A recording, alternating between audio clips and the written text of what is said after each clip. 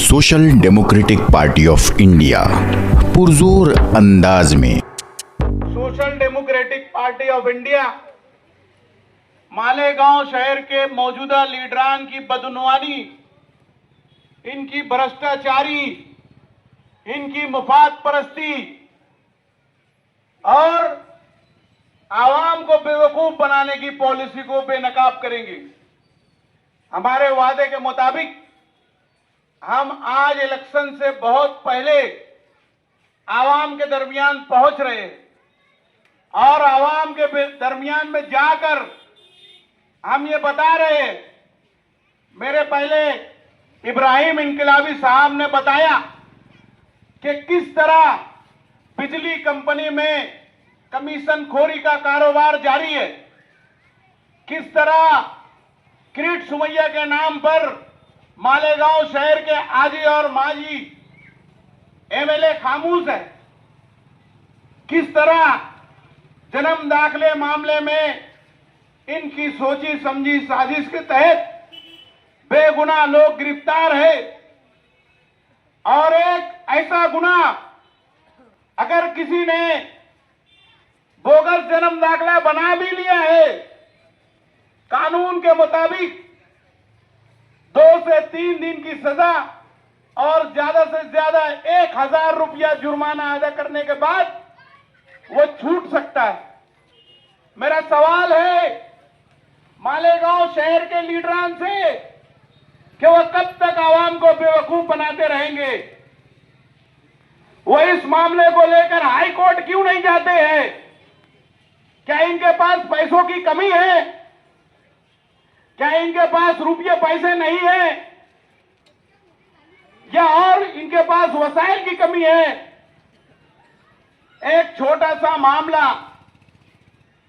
किसी वजह से तहसीलदार की दस्तखत नहीं हो सकी, किसी वजह से उस आदेश पर जावक नंबर नहीं पड़ सका, किसी वजह से ऑफिस की लापरवाही की वजह से उसकी एंट्री नहीं हो सकी, जन्म दाखिला जारी कर दिया गया और इस पर मुलजिम बनाया गया जिसने जन्म दाखिला हासिल किया है।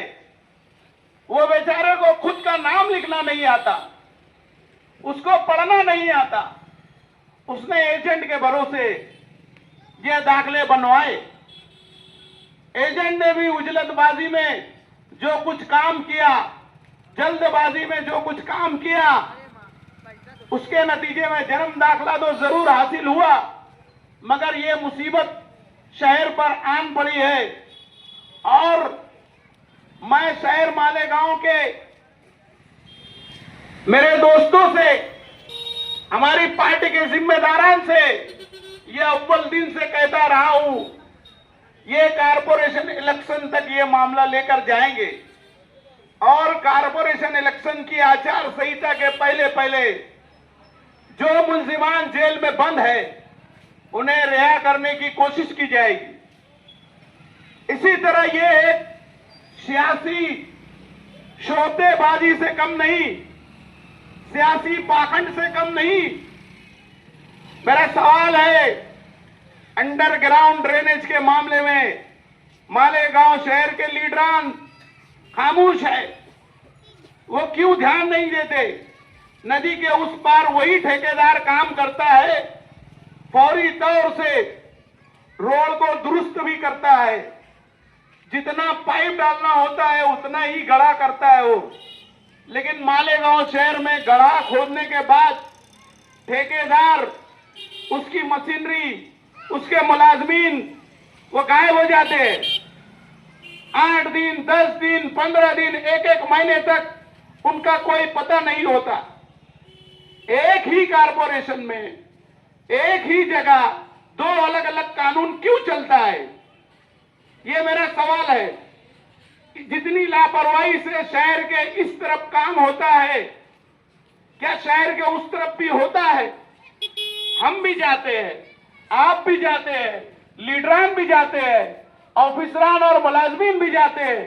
सब जाने के बाद इस चीज को महसूस करते हैं। मुझे बताओ, कोई सा भी एक रोड नदी के उस पार आप लोगों को ऐसी खदशा हालत में नजर आता है क्या? नहीं नजर आता। ये मैं आप लोगों को गारंटी से कहता हूं। ये मालेगांव शहर के मुफाद परस्त लीडरान की मिली भगत से ये सारा जो है सियासी पाखंड किया जा रहा है और एक बहुत बड़ी मुसीबत शहर की आवाम के पर फिर से लाने की कोशिश की जा रही है। कल जुमेरात के दिन ही मालेगांव शहर के प्रांत ऑफिसर, निवडणूक निर्णय अधिकारी और रिटर्निंग ऑफिसर ने एक प्रेस रिलीज जारी की है जिसमें उसने कहा है कि अपने नामों की तस्दीक करे।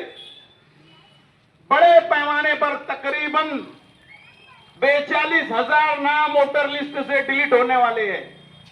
इसलिए मालेगांव शहर के सभी लोग बेदारी का मुजाहरा करें, अपने नामों को कटने से बचाएं और याद रहे ये काम बीएलओ के जरिए हो रहा है। बीएलओ ने एक तवील लिस्ट तैयार कर ली है।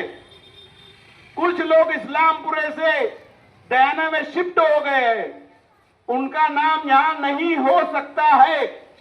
बीएलओ ने उसको लाल निशान लगाकर पंचनामा कर लिया है।